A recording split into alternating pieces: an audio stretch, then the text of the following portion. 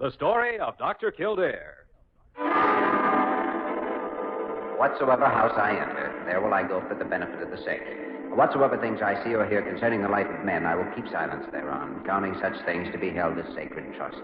I will exercise my art solely for the... The story of Dr. Kildare, starring Lou Ayres and Lionel Barrymore. Metro-Goldwyn-Mayer brought you those famous motion pictures. Now this exciting, heartwarming series is heard on radio. In just a moment, the story of Dr. Kildare. But first, your announcer.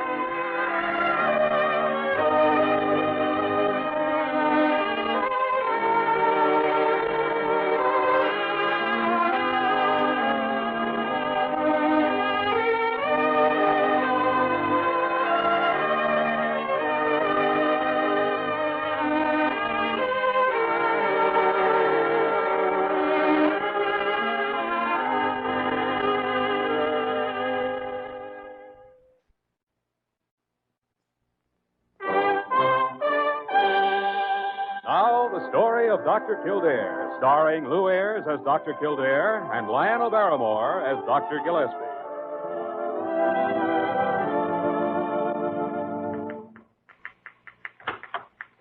Hello, novelist. Hello, physician. Come on in. Thought you might be too busy to see a tired old doctor this morning. How's the book, Amy? Still going to the Emerson Publishing House, chapter by chapter. Oh, I'll be looking forward to reading it and saying I knew her when. If it's published. Well, I'm not dreaming any wild dreams about myself as a writer, but at least somebody's reading my stuff, and that means an awful lot. Oh, I'm sure it does, Amy. And I'm all for you. But now that I know the state of the novel, how about the novelist? Me? Oh, I'm fine. Outside of a pair of broken legs, nothing really. It's just these pulleys and weights that stretch me out like Monday's washing that bother me so much. Well, that traction apparatus has kept your legs straight and normal through it all. I know. Trying to use a typewriter with all this paraphernalia, I feel like a boom on a loading dock. I've got some good news for you, then. No more traction from now on. We're going to have you taken down later on this morning. Oh, Dr. Kildare, you really mean that? I do. I'm putting you in physiotherapy right away. Pretty soon wheelchair, then crutches. And after that? Graduation day. Your own 2 feet, Amy. And I live happy and successful ever after? Ever after. Because you're the best patient I ever had. No, it's because you're the best doctor I ever had. Oh. Or maybe old Ironjaw's the best doctor. Ironjaw Gillespie, Yeah, huh? I think he's the best. Oh, what about Paul Campbell? He's sort of a doctor, a specialist in matters of your heart, isn't he? You'll never be a writer, physician. And Paul won't be a doctor. But he's certainly done his part in helping you recover, Amy. I might never have known Paul. Really, if we hadn't been in that accident together. He might have just driven me home and forgotten me. After all, I was just a girl waiting around in the outer office. I didn't have anyone anywhere before I came here. Now look at me.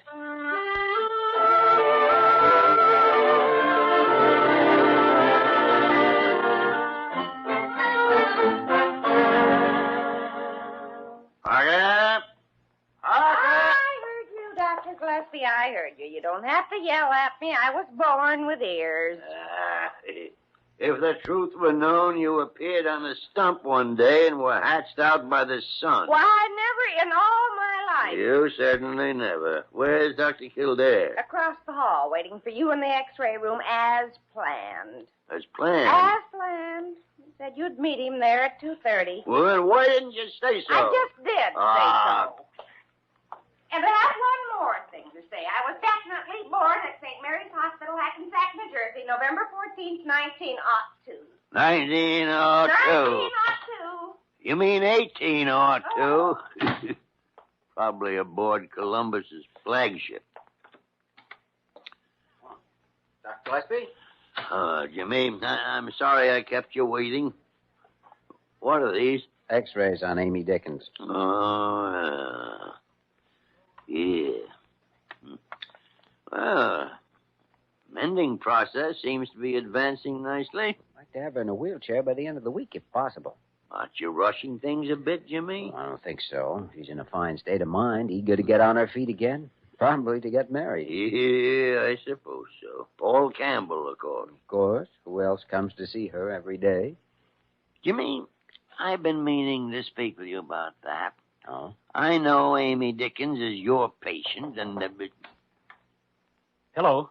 Anybody here? Oh, Paul, Hi, Paul. Come in, boy. Come in. We were just talking about you. How are you, Dr. Gillespie? Hey. Dr. Kildare? Fine, Paul. How's Amy? Dr. Gillespie and I have just been going over her x-rays. She's making wonderful progress. We've taken her off traction. Really coming along fine. That's good news. Anything that makes her well. As you know, I'm the guy who was driving the car. I put her in the hospital. If it hadn't been for me, she wouldn't be lying upstairs now. I want to do everything I can. And you are, Paul. If it weren't for you, I'm afraid Amy would be much further away from recovery than she is at this point. She was in pretty bad shape.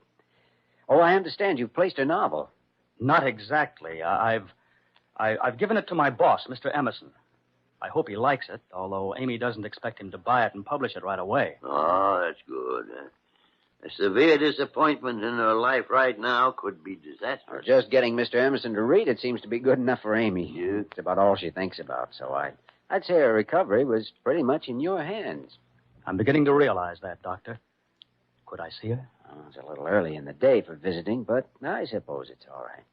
Thanks, Doctor. Jimmy, I don't like it. I don't like it a little bit. What do you mean?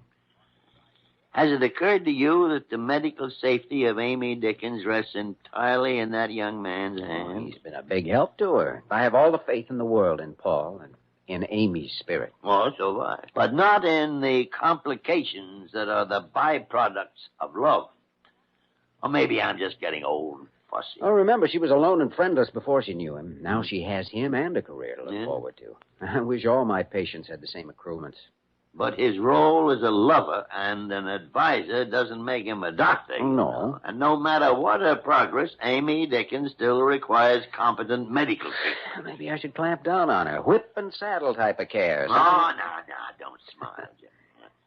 I don't want to interfere. She's your patient, and you're in the best position to prescribe for her. Yeah, well, shall we get on with these other things?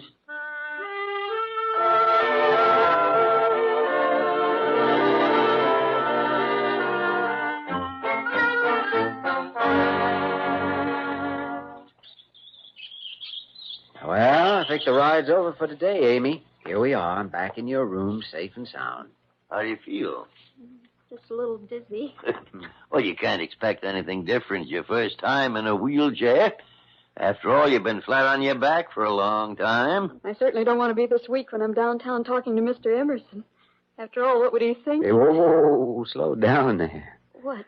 Oh, what do you mean when you're downtown talking to Mr. Emerson? Oh, well, you do have a special ambulance for wheelchair patients, and I thought I could sort of go out for a drive one of these days and and sort of drop in and talk to your publisher? That's exactly it. I see. So what is all this? Oh, Dr. Gillespie, I had a letter from Floyd Emerson today, and he says he likes what he's seen of my novel, and he wants to discuss it with me as soon as I'm out of the hospital. But that won't be for months. Dr. Kildare, please.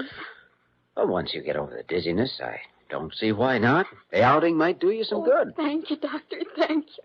This means everything to me. All right, but right now, young lady, rest. All right, rest.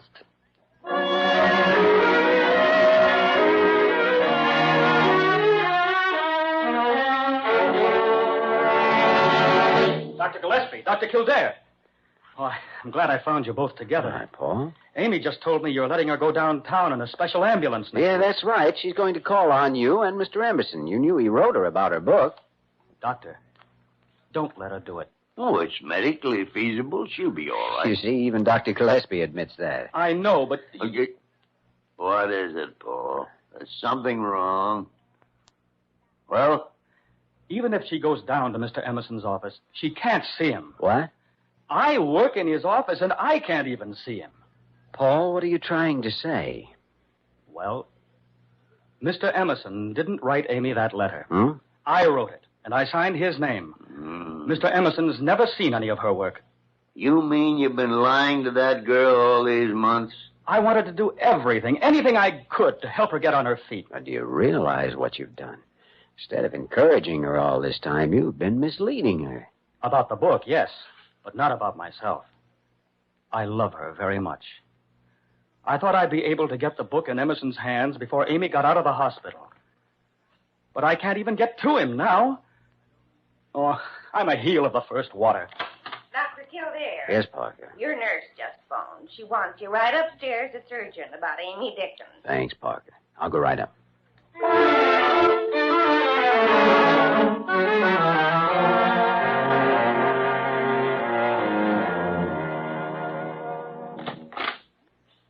Hello, novelist. Well, no work today? Chapter 7. Coming right along, eh?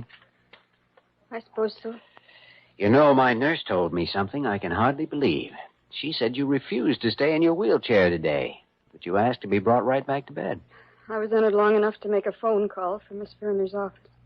Oh, I see. I called up to make an appointment with my publisher, Mr. Emerson. Amy, please. The secretary said he'd never heard of me or of my novel. Don't you think that's funny? You mustn't take it. It's been lying for the last time. You and Dr. Gillespie have been helping me lie. That's not true. All he did what he thought best. Must I can't believe him anymore. Oh, Any of you. How do I know you're not lying to me about my legs? Maybe I'll never walk again. you will walk again, Amy. You'll walk and you'll write. It hurt me. I feel funny and weak and empty. The same way I feel inside. Amy, stop this. You've all lied to me. Lied. Amy, please. I'll never walk or write or do anything I want to do. Get out of here. Leave me alone. Leave me alone.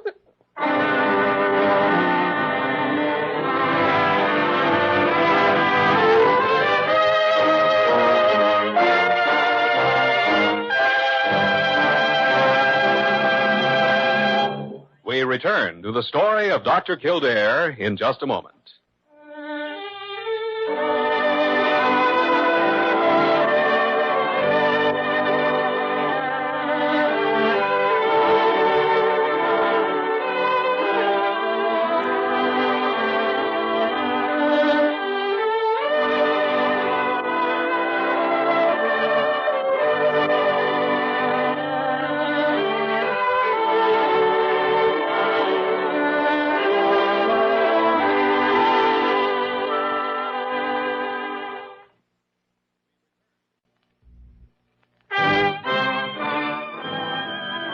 Now we continue with the story of Dr. Kildare, starring Lou Ayres as Dr. Kildare and Lionel Barrymore as Dr. Gillespie.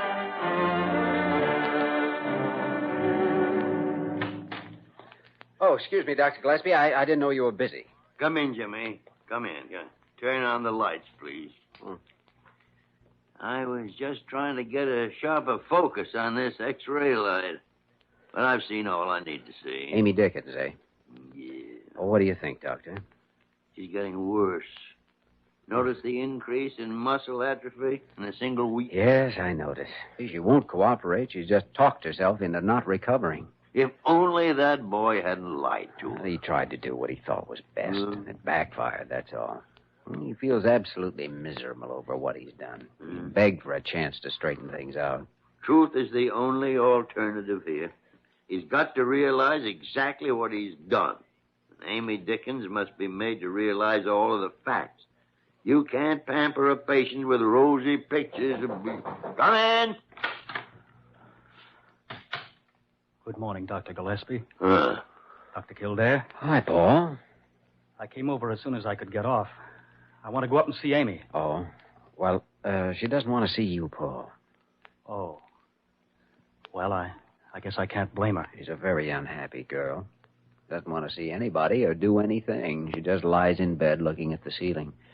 She won't even try to get up and use her wheelchair. I was just trying to encourage her. I want you to know that. I didn't think it made any difference how I did it, as long as I did it. I'm not a psychologist or a medicine man. I'm just an average guy who did the best he could. We know that, Paul. I don't think we've been reading the riot act to you. We just wanted you to have a clear picture of how things stood. And then we can proceed with the repairs. I'll do anything. Anything at all. Believe me. I love Amy, and I want her to get well. I called you over, Paul, because everything seems to revolve around the publisher, Floyd Emerson. Now, if you could just get Emerson genuinely interested in Amy and prove it to her, it might fix things up. I'm afraid Amy's more disappointed in me than Mr. Emerson. Oh, that's not quite true, Paul, but that could be remedied, too. Now, my suggestion is that you make your promise good and somehow get Emerson really interested in Amy's work. I'll try.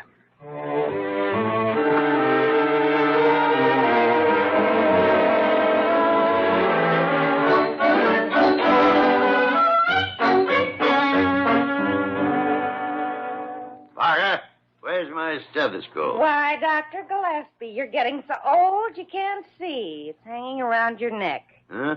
Oh, yes, it is. That's right. Yeah, light's kind of bad in here. Light? Huh. If you ask me, you're about ready for retirement. Retirement? Why, you old crone, I'll be practicing medicine years after you entered the old lady's home. They'll have you. Well, they probably won't if they heard I've been working for you. Is that so? What are you doing with a stethoscope, anyway? My watch has been running slow, and I'm listening to see if it has a murmur or something. Well, I'll be hanged. I hope so. I'll get it, Parker. I'll get it. You can go. Dr. Gillespie speaking. Doctor, this is Paul Campbell. Oh, well, Paul. How'd you make out? Terrible. I couldn't get an appointment with Mr. Emerson, so I tried to force my way into his office. And guess what? What? I was fired. No. Yes, Mr. Emerson and his secretary got real mad. I was thrown out and paid off so fast I didn't even get Amy's manuscript back. It's still with Mr. Emerson's secretary. And the building police have orders not to let me in again. This sounds unusually grim. I've messed things up again, Doctor. Well, for the time being, just sit tight and wait until you hear from Dr. Kildare or myself. Gee, but I'm out of a job, and I've lost Amy. Oh, I know, son. I know. But maybe it can be straightened out yet. I'll call you later. Goodbye. Jimmy. Oh, Jimmy. I'm glad you came in. I just talked to Paul Campbell. Oh, what'd he say? Oh, it wasn't good. Just for trying to get in to see the great Mr. Emerson, he was fired. Fired? Must be a strange man. Yeah. Well, I won't take this sitting down. What are you going to do now? Going downtown and see Emerson myself. What are you going to try and prove? Just trying to prove that people are human and have feelings and care about their fellow men. I never doubted it for a minute, Jimmy. I want to go with you.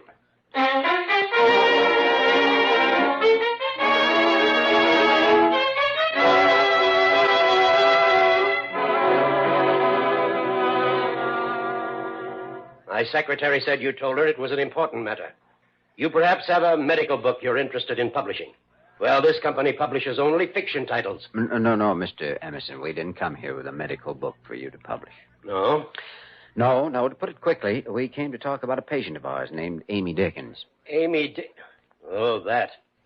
I'm sorry. There's nothing I can do. This is not a college for would-be writers. And the effrontery of that girl to use the name Dickens. Well, this is an unusual medical case, and we thought that if we explained Look, it to you... I have already fired one man because of it. And I intend to take up no more of my time worrying about it. Good day, gentlemen.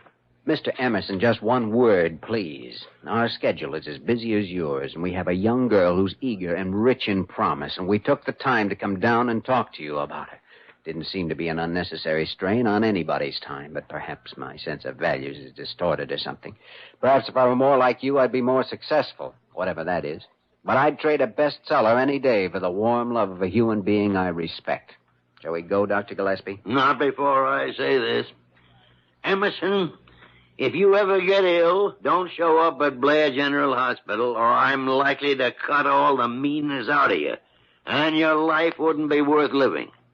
Come on, Jimmy. I can't wait to get out of here.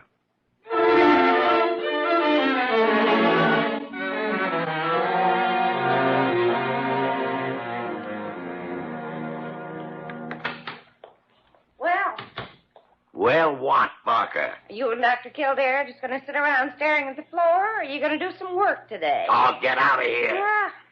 Oh, Dr. Carew called. He said he had a complaint from a Mr. Emerson that you threatened to commit mayhem on him. I did. And I would. He just said it in the excitement of the moment, Parker. You know. I wonder. Well, Doctor, I guess we'd better do it. That's the only thing left to do. Nothing's worked so far. Just go up to her and tell her what she's in for and what she can do for herself without anyone's help, and let her take it from there. I suppose so. Hope it does. Dr. Gillespie, there's a man outside. I tried to tell him you were out. Yeah, but he's right here. Hello, Doctor. Well, if it isn't the publishing tycoon. Don't tell me you're sick and need an operation, Mr. Emerson. It just so happens I have some time. I deserved it, Dr. Gillespie. It took a while to sink in. Dr. Kildare, I thought I'd return the consideration and come to see you in your office. Well, I'm a little flabbergasted, but sit down, Mr. Emerson. Sit down. Thank you.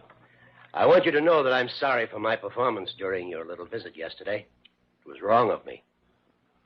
You seem to have quite a change of mind all of a sudden. Well, it would seem so. I spent all last night reading this manuscript by Amy Dickens. Oh, what did you think of it? Gentlemen, this manuscript has enough wild situations and characters for 7 novels. And I think all of them would be exceedingly bad. Oh. I was hoping for something else. So was I. However, there are some good points. This girl has a lively imagination. She needs discipline and an understanding of story construction. She might be a writer someday. Well, I'm sorry it couldn't have turned out better. Nonsense. I think it turned out just fine. After all, 1 young man and 2 doctors have made strenuous efforts to encourage her. I can, too. Now, if the hospital rules permit, I'd like to speak with this girl and tell her in person just what I think of her, her writing, and her future.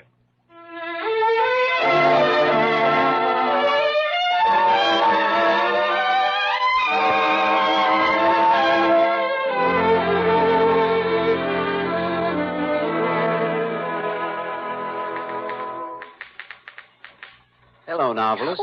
Oh, Dr. Kildare, you startled me. Hello, physician. Starting a new chapter? No, just doing some writing exercises. How do you like this? I've been in my wheelchair 5 hours today. I think that's swell, Amy. Yeah, I've never felt better in my life. Imagine Mr. Emerson taking Paul back into the office and then offering me a job as a reader when I get out of here. He's really a generous man. Oh, well, it won't be a big job, but it will give me a chance to learn. I'm sure you'll do very well when you start back on your novel. Oh, no, I'm going to throw that away. What? Wasn't very good, really. But I got a great plot for a new one. Oh, tell me about that. Well, it's all about a girl, see? Yeah? In a hospital who wants to be a writer. Uh-huh. And there's a boy who wants to help her, but the boy's so darn much in love with her that he lies to her.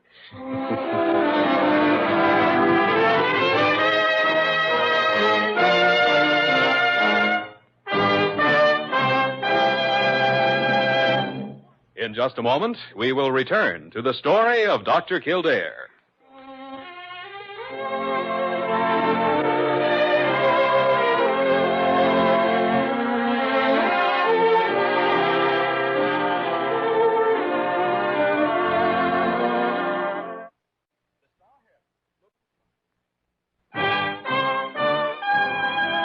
And now, once again, the story of Dr. Kildare, starring Lou Ayres as Dr. Kildare and Lionel Barrymore as Dr. Gillespie.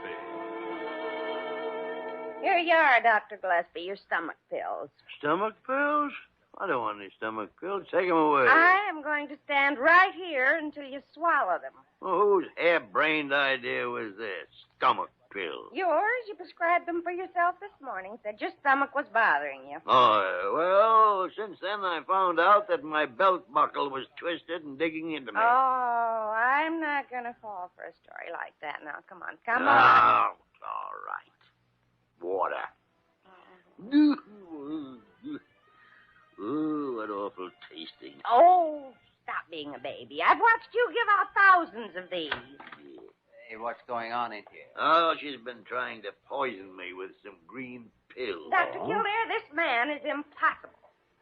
Do you know what I found him doing today? I couldn't imagine. Reading a book called The Last of the Great Hussies.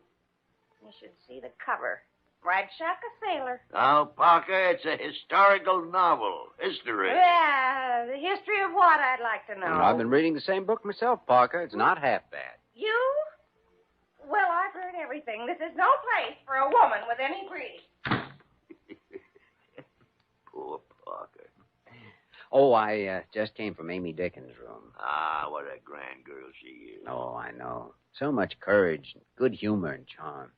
Jimmy, are you by any chance falling for this young lady? No, Dr. G. Ah, don't Dr. G me. Put an intelligent, pretty girl and a handsome man together for some months, and things develop. No, it's nothing like that. Besides, she and Paul are going to be married. Well, just to make sure, I've arranged a little program for you tonight. Here you are. Dinner reservations, 2 tickets to the theater, and a corsage. But who am I going with? I have arranged for her to get the night off. Her name is Diana Verna. Yeah, she's a nurse around here, in case you haven't noticed lately. Okay, Doctor, you win. But what are you going to do tonight? I am going to sit up and finish reading the last of the great hussies.